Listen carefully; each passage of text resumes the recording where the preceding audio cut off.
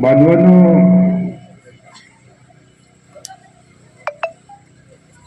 राजकुमार पाटलांची एक तळमळ होती. ते त्यांच्या तळमळीतून मला जवळजवळ 30-40 वेळा भेटले. त्यांनी दुसरं काही मला मागितलं नाही. ते म्हणायचे की साहेब, हा रस्ता झाला पाहिजे.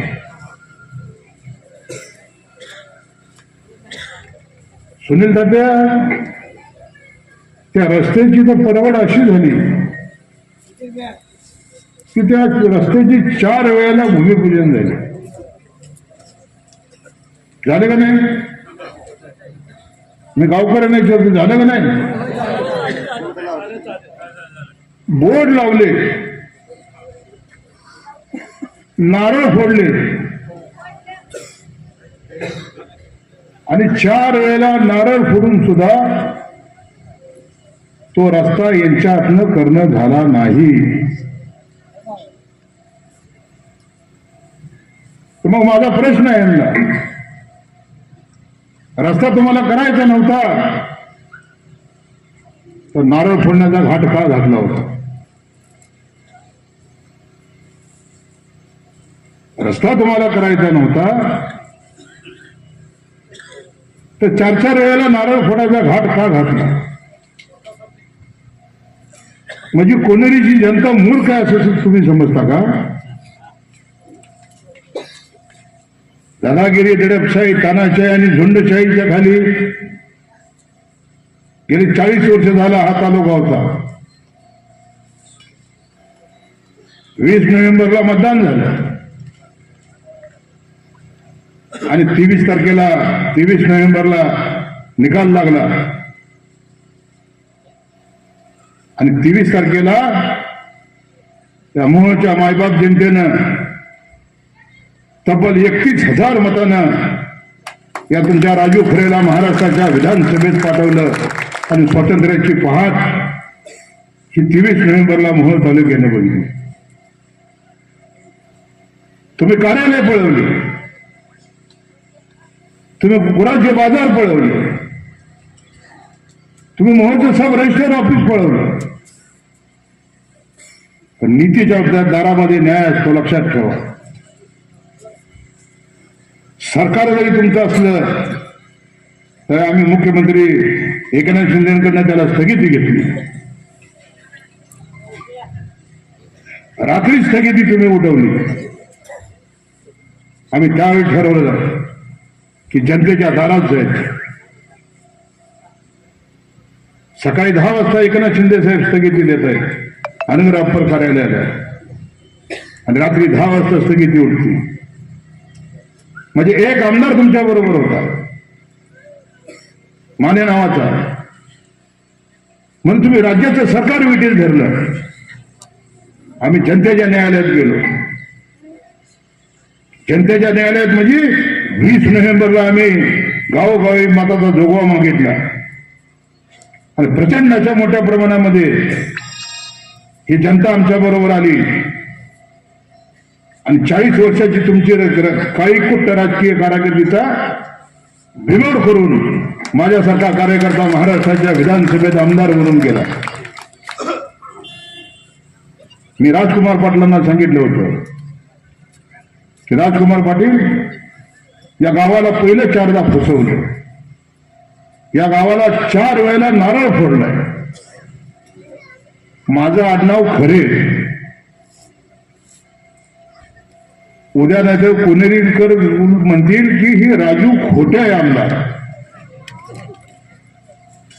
म्हणून मी जोपर्यंत रस्ता करणार नाही तोपर्यंत कोनेरी गावाला येणार नाही. मतं मागायला माझी पत्नी इथं आली होती पण मी आलो नाही. तरी तुम्ही तब्बल 1000 मताचं दान माझ्या झुळीमध्ये दिलं. मी ह्याच काय 7 जन्मात सुद्धा तुम्हाला तुमचे उपकार विसरू शकणार नाही. मग आपलं कर्तव्य की ह्या गावाचा रस्ता झाला पाहिजे. आणि मग मी ठरवलं की आमदार फंडातून ताबडतोब जो चालू आमदार फंड होता, मला 5 कोटी रुपये आमदार फंड आहे, त्या 5 कोटी मधले पहिले 50 लाख रुपये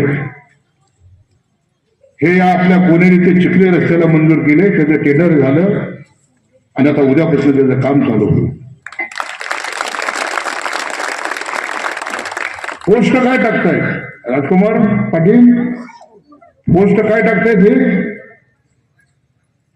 म्हणजे 5व्यांदा नारळ फोडायला जायला आमदार होता तेव्हा नारळ फोडला, तेव्हा रस्ता केला नाही. आता उठाना 31,000 पाडल्यावर तो नारळ फोडायला येतोय. तुमच्याकडे हाय काय? आता मला वयोवृद्ध माणसं बसलेले, त्यांना माहिती आहे. हो ना ना. पहिलं शेकाप मध्ये तात्या, पहिलं शेकाप मध्ये, शेकाप झाल्यानंतर काँग्रेसमध्ये, बरोबर. काँग्रेस सोडल्यानंतर पवार साहेबांच्या राष्ट्रवादीमध्ये, एकसंघ राष्ट्रवादी, अजितदादा पवार साहेब. राष्ट्रवादी फुटली की मग सगळ्यात जास्त आमदार कोणाच्या मागं? पवार साहेब, अजितदादाच्या. दादा डेप्युटी सीएम, मग दादाच्या मागं, दादाच्या पार्टी. आणि जेव्हा आपण 20 नोव्हेंबरला तुमच्या सगळ्या आशीर्वादानं मतदान केलं आणि 23 तारखेला ह्याला उताना पाडला, तेव्हा अजितदादापाशी पद संपली. का संपली? ज्या वेळेला तुम्ही सांगितलं भीमा कारखान्याला तुम्ही 250-300 कोटी रुपये देताय, विठ्ठल सहकारी साखर कारखान्याला पंढरपूरच्या 300 कोटी देताय, चंद्रभागा सहकारी कारखान्याला तुम्ही 250 कोटी रुपये देताय. सहकारी कारखान्याचं दुःख एकच आहे आणि खाजगी कारखान्याचं दुःख एक आहे. म्हणजे हे अजितदादाला भेटायला गेलेले होते. डीसीसी बँकेमध्ये जेवढे घोटाळे केले होते, हे सगळे घोटाळेबाज. तर आमच्या पंढरपूरचा बी घोटाळेबाज होता. आणि मग म्हणाले की त्यांना जसं तुम्ही कर्ज देताय 250-300 कोटी रुपये, तसं आम्हाला बी द्या म्हणजे 200-250 कोटी. अजितदादाने सांगितलं तार दिशे, त्यांना म्हणा फिरायची शपथ खावा, आणि मी बी फिरायची शपथ खातो. अजितदादांनी सांगितल्यावर तुला साधा आमदार निवडून आणता आला नाही, 250 कोटी कारखान्याला कर्ज मागतोय. आता दादा बोलताना कोण होतं? उत्तर सोलापूरचा माने होता, पंढरपूरचा परिचारक होता, तो हसापुरे होता. अख्ख्या जिल्ह्याच्या समोर ज्या वेळेला अपमान झाला, त्यावेळी त्यांनी ठरवलं तात्या आता इथं काय आपली पत नाही, चलो पुढची गाडी. आणि मग आता ते भारतीय जनता पक्षामध्ये प्रवेश केला. भाजपमध्ये हल्ली गेल्यानंतर सुद्धा मोहोळच्या नगरपालिकेमध्ये आम्ही 4 मुंड्या चिप्स केल्या, लक्षात ठेवा. मोहोळ शहर तुमच्या हातात जाऊ दिलं नाही तात्या. पण तुम्ही मला आमदार म्हणून निवडून पाठवलं होतं, त्यामुळे माझं काम होतं की मोहोळ तुमच्या हातात द्यायचं नाही.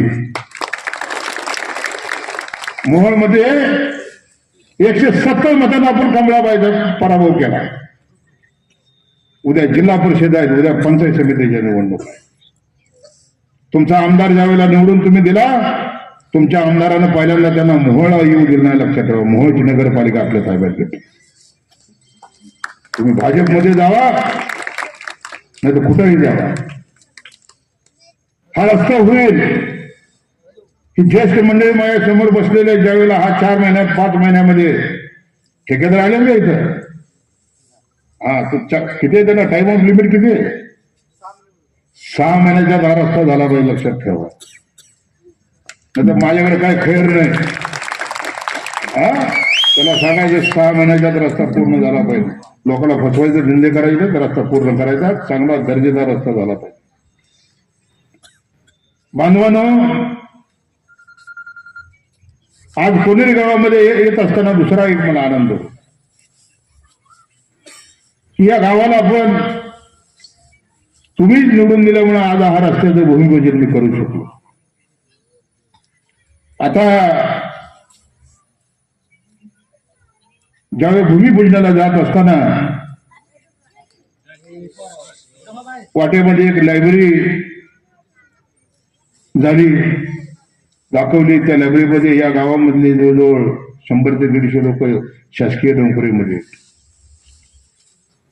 आणि चांगला उपक्रम आहे. आपली मुलं त्या गॅलरीमध्ये, आपल्या लायब्ररीमध्ये बसून चांगले अभ्यास केले पाहिजेत, चांगल्या परीक्षा पास झाली पाहिजेत, चांगल्या पदावरती गेली पाहिजे. जशी आपली भावना आहे तशी माझी सुद्धा भावना आहे. आणि म्हणून राजकुमार पाटील, मी आपल्याला सांगतो की या लायब्ररीसाठी जी बी काही कुठल्या कंपनीची तुम्हाला पुस्तकं पाहिजे, या पुस्तकासाठी मी 2 लाख रुपयाचा निधी आजच मंजूर करतो. कारण ही मुलं ही उद्या देशाची सगळ्यात मोठी संपत्ती आहे आणि ही शिकली पाहिजे. डॉक्टर बाबासाहेब आंबेडकरांनी सांगितलं की शिक्षण हे वाघिणीचं दूध आहे, तो जो पीठ तो डरकल्याशिवाय राहणार नाही.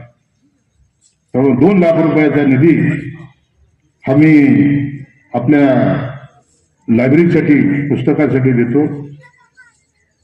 येताना मला तुम्ही हनुमान मंदिरामध्ये नेलं.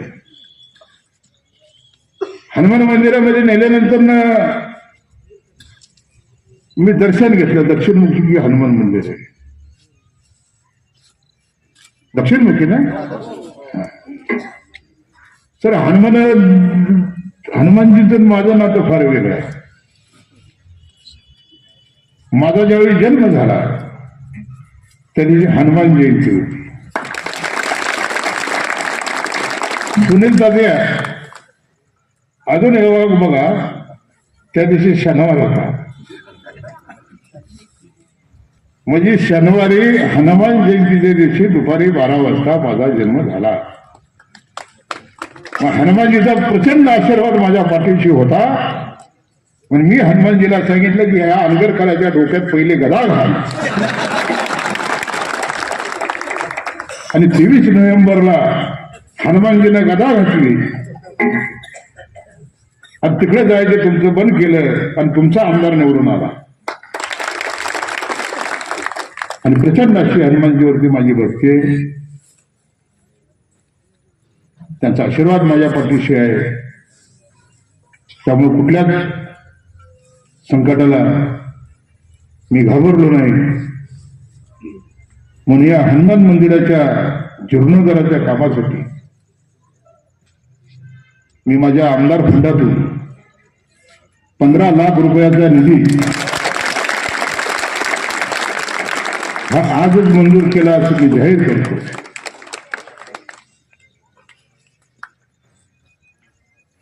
कोणेरी वडाची वाडी रस्ता मंजूर असून सुद्धा काम नाही. या संदर्भामध्ये मी सार्वजनिक बांधकाम खात्याच्या अधिकाऱ्यांची एक बैठक 2 दिवसापूर्वी घेतली होती.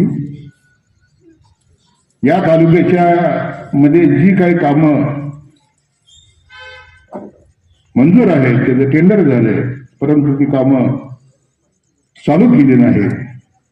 अशा सर्व कामांची यादी मी मागवलेली आहे. जो काम करणार नाही त्याला आठवड्याचा बाजार दाखवला जाईल, त्याला ब्लॅकलिस्ट मध्ये टाकलं जाईल आणि तिथं त्या कामाचं पुन्हा नव्यानं टेंडर होऊन ते काम चालू केलं जाईल. राजकुमार पाटील, तुम्ही मला सांगितलं की गावाला दत्तक घ्या. 40 वर्षाच्या दादागिरी, दडपशाही, तानाशाही आणि झुंडशाहीला वैतागून या गावाला, या तालुक्यानं मला आमदार केलं. आणि मला आमदार केल्यानंतर ना सगळ्याच गावाचा बॅकलॉग आहे. आपलं गाव दत्तक घेतलं तर माझ्या बरोबर 5-6 सरपंच बसलेले. पुन्हा जाताना गाडीत माझी अपघात होईल. लीड मागं पुढं झाला नाही. कोणेरीला काही कमी पडू देणार नाही. बर, दुसरं, मी माझ्या आयुष्यातली 35 वर्ष एकनाथ शिंदे साहेबांबरोबर शिवसेनेत काढली. आता शिंदे साहेब राज्याचे उपमुख्यमंत्री आहेत. पण आपल्याला निधीची काय अडचण आहे तात्या? निधी कसा आणायचा हे आपल्याला चांगलं माहित आहे ना. आता अजित आनंद आपल्या बरोबर आले, 2 उपमुख्यमंत्री आपल्या बरोबर आहेत. पण ते 2 उपमुख्यमंत्री आहेत म्हणून देवेंद्र फडणवीस मुख्यमंत्री आहेत. मग ते 2 उपमुख्यमंत्र्यांचं मुख्यमंत्री ऐकतील का नगरकरचं ऐकतील? हाय काय ह्यांच्याकडे ऐकायला? स्वतःच दुकान चालू राहण्यासाठी तुम्ही भाजपमध्ये गेला. मला पुणेकरांना एवढं आवर्जून सांगायचं, मी 2 मुलीचा बाप आहे. माझ्या आयुष्यामध्ये मला काय कमवायचं नाही. माझी 15 एकर शेती आणि 40-50 माझ्याकडे जित्रा पाहिजे जनावर. या 288 आमदार मध्ये एकमेव तात्या आमदार मी आहे की गुराच्या गोठ्यात झोपतो. तुम्ही निवडून दिलेला आमदार एसी घरामध्ये झोपत नाही, तर तो झोपतो कुठं? गुराच्या गोठ्यात झोपतो. आणि हे कुठे झोपते? तर 100 कोटीच्या महालामध्ये बंगल्यात. तात्या माझ्याकडे आलेल्या प्रत्येक माणसाला नाश्ता दिला जातो, त्याला चाय दिला जातो. कोण आजारपणाला आलं त्याच्या आजारपणाला तात्या मी मदत करतो. जे माझ्याकडनं शक्य ती मदत करतो. गरीबाच्या मुलीचं लग्न आहे ती माझ्याकडे येतं पत्रिका घेऊन, म्हणतो साहेब परिस्थिती खूप बेकार आहे, लग्नाची सुद्धा ऐकत नाही. आता मी लग्नालाही मदत करतो. कोण गरीबाचं पोरगं शिक्षणासाठी फी मागायला आलं, त्याला फीसाठी त्याचं शिक्षण थांबलंय, त्याच्या शिक्षणाच्या फीला सुद्धा तात्या मदत करतो. काय आयुष्यामध्ये न्यायचंय? मी माझ्या बायकोला नेहमी सांगितलं की ज्यावेळी आपण या जगाचा निरोप घेऊ तर ही तुझी 15 एकर जमीन आणि तुझी 50 जनावर सुद्धा तुझ्या बरोबर येणार नाही. आपल्या 2 मुली त्यांची लग्न केल्यानंतर त्यांच्या नवऱ्याकडे जातील. आपल्या दोघांना जगायसाठी 15 एकर जमीन भरपूर आहे. आपण गेल्यानंतर त्याचे अर्धा भाग म्हणलं तर 7.5 मोठी घेईल, 7.5 बारकी घेईल. मग कशासाठी पैसा कमवायचा?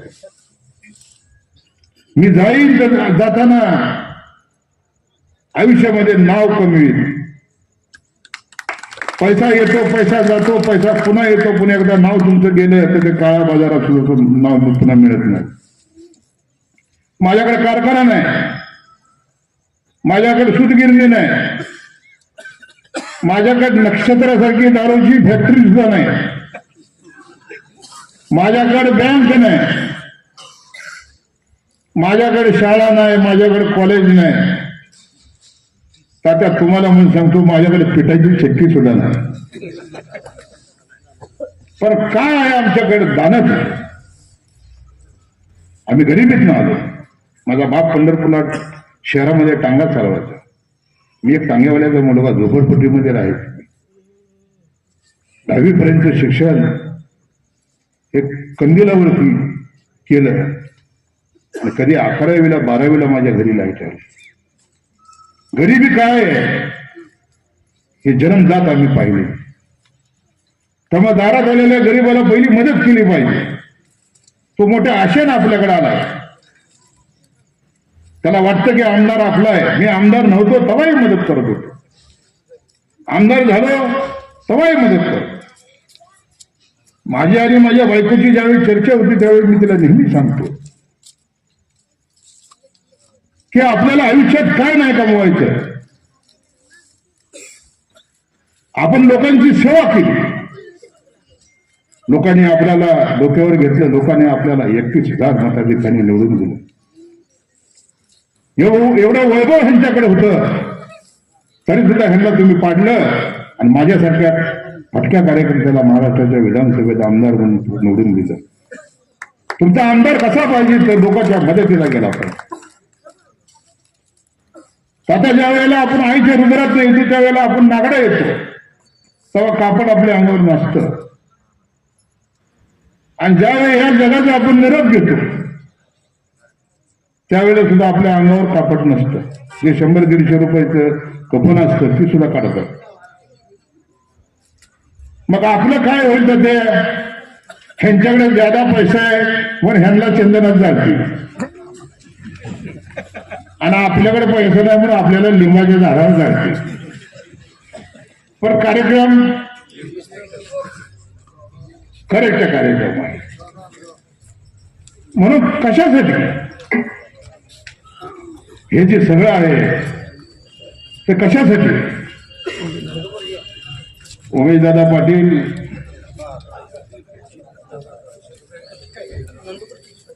या मोहोळ तालुक्याचे नेते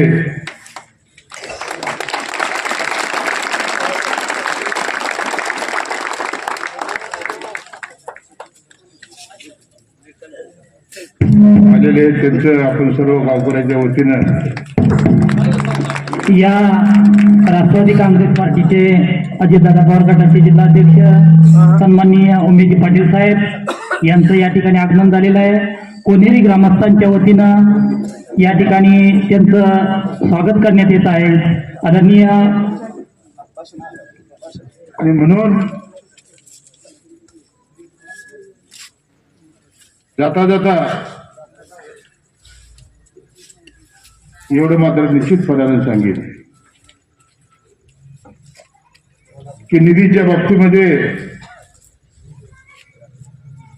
कुठल्याही पद्धतीची अडचण आपल्याला येणार नाही. 4 वेळा नारळ फोडून सुद्धा रस्ता झाला नाही, परंतु आज आपला रस्ता होतोय याचा सगळ्यात मोठा आनंद आहे. 4 महिन्यांनी 5 महिन्यांच्या रस्त्यानं जाताना तुम्हाला कळलं की आपण मतदान केलेला आमदार निवडून दिल्यामुळे हा रस्ता झाला.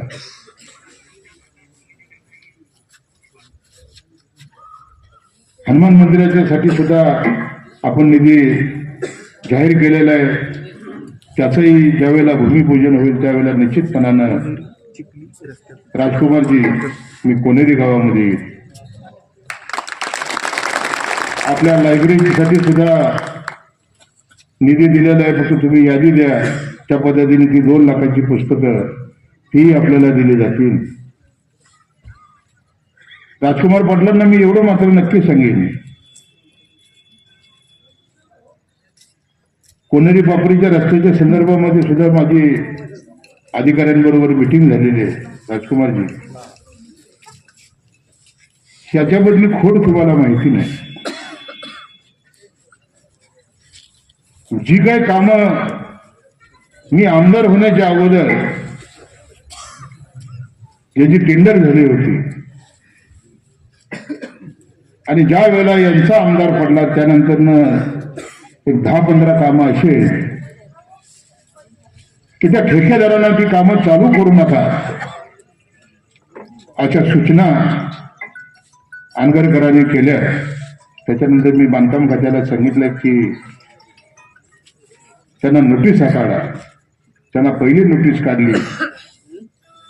2 महिन्याचा फरक ठेवल्यानंतर पुन्हा नोटीस काढली आणि गेल्या आठवड्यामध्ये माझी मिटिंग झाली. त्याच्यानंतर मी त्यांना सांगितले की पुन्हा एकदा 3री नोटीस तुम्ही काढा आणि 3 नोटीस काढल्यानंतर टेंडर क्लॉज मध्ये सर्व अधिकारी हे तिथल्या कार्यकारी अभियंत्याला राखीव असतात आणि पुन्हा ते टेंडर रद्द करा आणि ते टेंडर रिकॉल करा. त्याच्यामुळं ती कामं चालू होतील, त्याबद्दल तुम्ही निश्चिंत राहा. कोणेरीकरांनी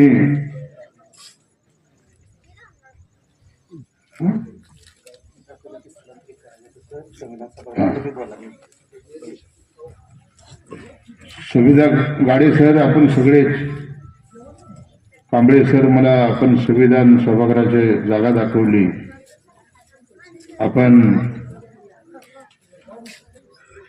तिथे जो डीपीचा आडवा डीपी आहे याही संदर्भामध्ये MSCBच्या अधिकाऱ्यांना बोलवून आपल्याला, राजकुमार पाटील आपल्याला, आमच्या समाज बांधवांना त्यांनाही बोलवून एक संयुक्त मिटिंग घेऊन तो जो डीपी आहे तो डीपी ताबडतोब काढून ती जागा रिकामी केली जाईल हा शब्द मी तुम्हाला देतो.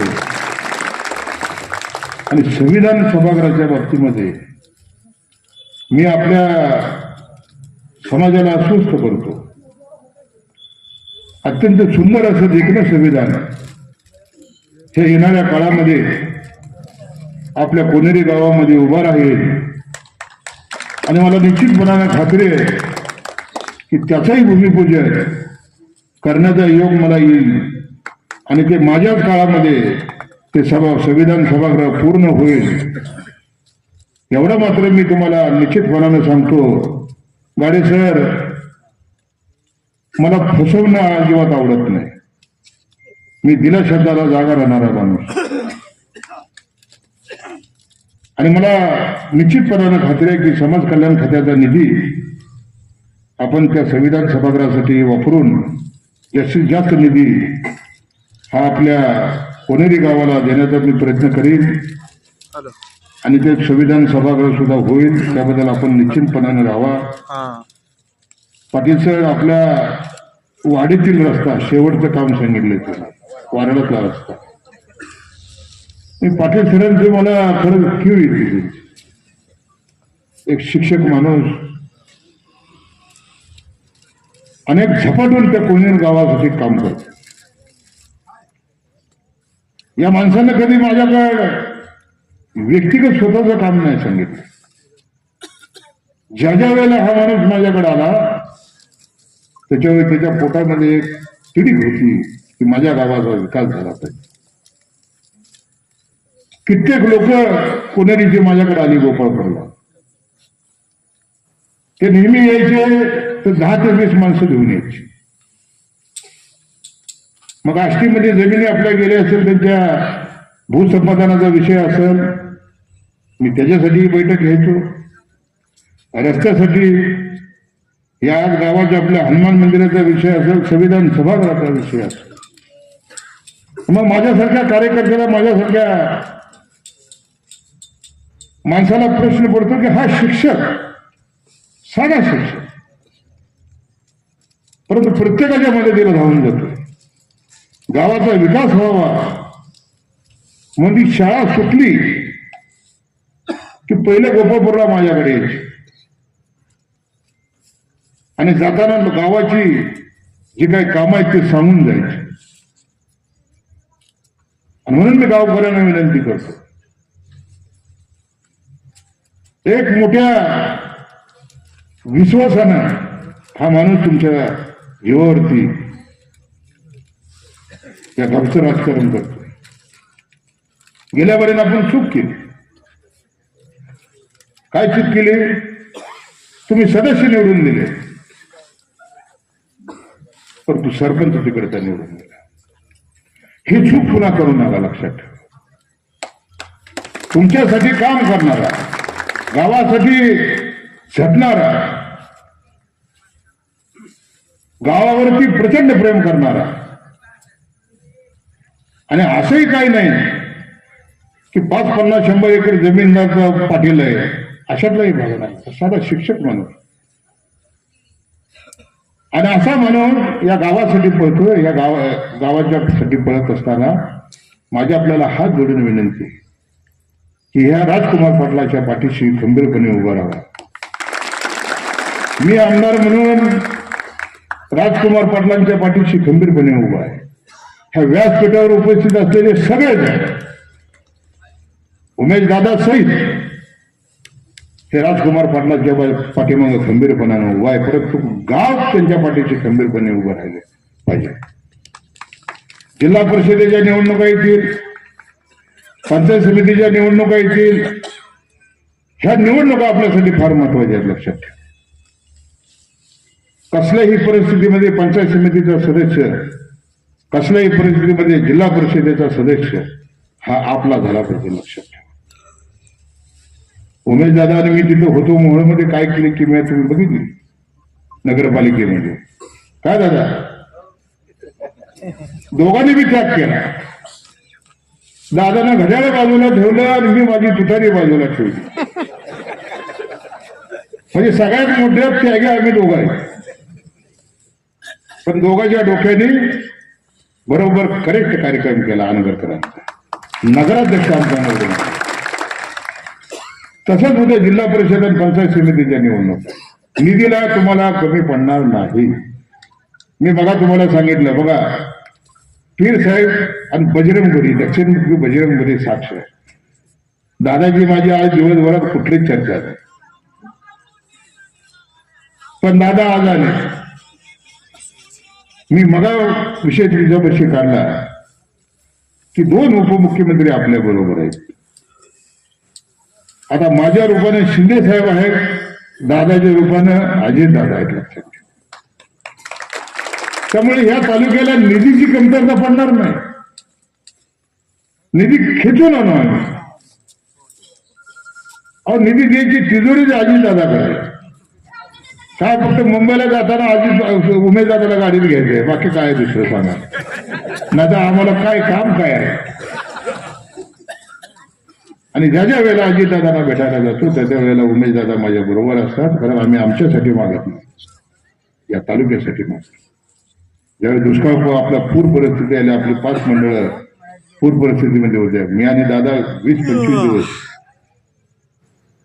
सकाळपासून संध्याकाळपर्यंत एक गाव ठेवलं नाही. कमरे इतक्या पाण्यामधून गेलो, जिथं पाण्यातून जात नाही तिथं आम्ही ट्रॅक्टरमधून गेलो, जिथून ट्रॅक्टरमध्ये जात नाही तिथून बैलगाडीमधून गेलो. शेवटचं गाव बार्शी तालुक्याच्या बॉर्डरवरचं जाधव वस्ती ना दादा, नरखेडचं देगावच्या पुढचं गाव.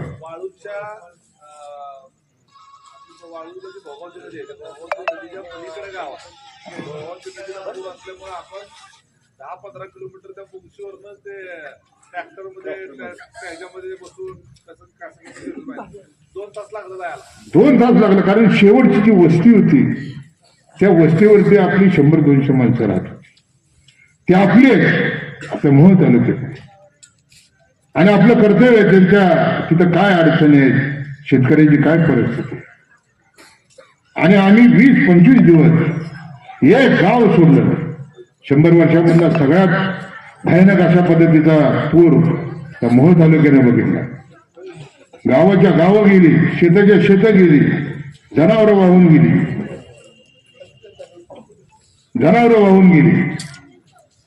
परंतु त्या खचलेल्या शेतकऱ्याला आधार देण्यासाठी मी आणि उमेशदादा त्या भागामध्ये पळत होतो. हे गाव आम्ही सोडलं नाही. आणि तिकडं तरडगाव, शिंगोली या भागामध्ये माझी बायको स्वतः पळत होती. तात्या प्रत्येक लोकांना विचारत होती, प्रत्येक लोकांना आम्ही 2,500-3,000 लोकांना जेवण देत होतो. त्या भागामध्ये नवरात्राचा दिवस होता, महिलांना आपण उपासाचे फळं देत होतो आणि 10 दिवसाचं राशन आपण दादा देत होतो तात्या. परंतु एवढं सगळं वैभव 40-50 वर्षामध्ये कमवलं. स्वतःचे कारखाने ह्यांच्या गावावर, पण छटाकभर साखर माझ्या मोहोळ तालुक्यातल्या शेतकऱ्याला दिली मी. एक गावाला भेट देऊ शकले नाही. मग तुम्ही ओळखा या तालुक्यावर तुमचं काय प्रेम होतं. प्रेम तुमचं फुटाचं नव्हतं, आणि जे प्रेम होतं ते खोटं प्रेम होतं. दादा मी आज सकाळी 2 परिवाराला भेट द्यायला गेलो. आपल्या ज्या 2 मुली मोटरसायकलीवरनं ऍक्सिडेंट झाला, ऍक्सिडेंट झाल्यानंतर ना त्या दोन्ही मुली आपल्या जागच्या जागी गेल्या. दोन्ही मुली 12वीला होत्या. मला सुनील पाटलांचा, सुनील दादाचा फोन आला. एक मुलगी नजीक पिंपरीची होती. नंतर मला बाबूराव फुकाटेंचा फोन आला. एक मुलगी आपल्या तांबोलीची होती. काय परिस्थिती आहे, ज्या मुली गेल्या त्यांची परिस्थिती काय. एका मुलीच्या घरी फक्त 15 गुंठे जमीन आहे आणि वडील दुसऱ्याच्या गाडीवर ड्रायव्हर म्हणून कामाला जातो, आणि आईने ती 15 गुंठे जमीन करायची. काय 15 गुंठ्यात बघतो मला सांगायचं. आणि त्या पुरीच्या वडिलाचं एवढं मोठं ऑपरेशन झालं की त्याला जवळजवळ 200 टाक्यात झाल्या त्या नजीक पिंपरीच्या त्या मुलीच्या वडिलाला. तशीच परिस्थिती त्या तांबोळची. त्याही मुलीच्या घरी वडिलाला मी भेट दिली. दादा मी 2 मुलींचा बाप आहे. मला ते सहन नाही झालं. इतकी गरिबी. या तालुक्याचा आमदार आपण काहीतरी त्यांना देणं लागतोय. दादा दोन्ही कुटुंबाला मी 50,000 रुपयाची मदत केली. कारण गेलेल्या मुली परत येणार नाही. परंतु परिस्थिती एवढी विचित्र आहे की त्या घराला कुठेतरी आपल्याकडून हातभार लागला पाहिजे. आणि हे गेले आणि त्यांचंच शहीद म्हणाले. तुमचे पाटील भावकी दादांची भावकी. नाही दादा उमेश दादा दिलदार माणूस आहे, लक्षात ठेवा. या निवडणुकीमध्ये 86 सभा दादाने घेतली. रान पेटवलं सगळं मी पुढं करून सोडला. ती पुढं आणि दादा मागं होता. आता तुला सुट्टी नाही म्हणले. राज्याच्या प्रवृत्ती पदाचा राजीनामा दिला, अजितदादाला सोडलं, पण तुझी सुट्टी नाही म्हणलं. कारण तालुका पेटला होता. हीच वेळ होती आणि सगळ्यांनी साथ दिली आणि तुमच्या सगळ्याच्या या मोहच्या मायबाप जनतेच्या आशीर्वादाने मी आमदार झालो. आपला अधिक वेळ घेणार नाही.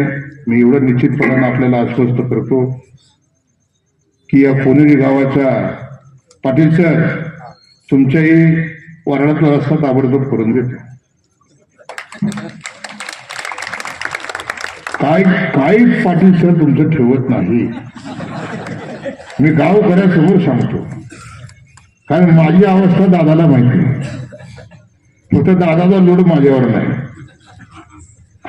दादा आता नरखेड बरोबर पुरुषही बघतात लोड. बाकीच्या जिथं शक्य आहे तिथं मी निधी देण्याचं काम करतोय. कमी पडलं तर कसा निधी आणायचा ते आम्हाला चांगलं माहिती आहे. एकनाथ शिंदे साहेबांचा आशीर्वाद माझ्या बरोबर आहे. उमेश दादाच्या रूपानं अजित दादाचा आशीर्वाद माझ्या बरोबर आहे. आता तर दादाला अशी चुटकी वाजवलेली आहे, सगळ्याचा नाद करायचं नाही म्हणले. दादाला ज्या पवारांनी 50 वर्ष तुम्हाला सगळं काय दिलं, तुमची भरभराट झाली, तुमचे कारखाने झाले, तुमच्या दारूच्या फॅक्टऱ्या झाल्या, काय काय काय नव्हतं ते झालं. आता दादा सुट्टी देईल का त्याचा मला सांगा. कारण सगळ्याला नाद करायचा, अजित दादाला नाद करायचा नाही. जे नादाला लागले ते हर्षवर्धन पाटील इंदापुरातनं पडले, 3 वेळाला निवडूनच येत नाही. त्यांनी ठरवलं की कार्यक्रम करते दादा. विजय शिवतरे कार्यक्रमच झाला त्याला येऊ दिलं नाही निवडून. तुमचं ते बबन दादाचा येवाय काय नाव तुझं, सगळ्यात फुटते आगाव परत त्यालाच पाडलाच. दादा यांनी एकदा ठरवलं, दादा गाडीनेच बोलले आता ह्याचा कार्यक्रम म्हणजे काळजी करू नका, तुम्ही फक्त व्यवस्थित राहा, मोहच्या जनतेला सांभाळा. आम्ही म्हणलं व्यवस्थित राहतो, फक्त तुम्ही आम्हाला निधी द्या. त्याचे असताना 4,000 कोटी दिले असं त्यांनी सांगते. आता त्याच्यापेक्षा 1,000 कोटी आम्हाला ज्यादा द्या. आणि मला निश्चितपणानं खात्री आहे, मी आपल्या या कोनेरी गावाच्या सर्व ग्रामस्थांच्या साक्षीने मी तुम्हाला सांगतो की अजितदादा आणि एकनाथ शिंदे साहेब या दोघांनी हा मोह तालुका दत्तक घेतलाय. दोघांनी या मोह तालुक्याच्या निधीसाठी कुठलीही अडचण आम्हाला आली तर दादाबी आणि शिंदे साहेब ताबडतोब अडचण दूर करतात आणि मोह तालुक्याचा सर्वांगीण विकास येणाऱ्या काळामध्ये झाल्याशिवाय राहणार नाही. आणि मी कुठेही तुम्ही निवडून दिलेला आमदार आहे, हा तुमचा आमदार कुठेही कमी पडणार नाही.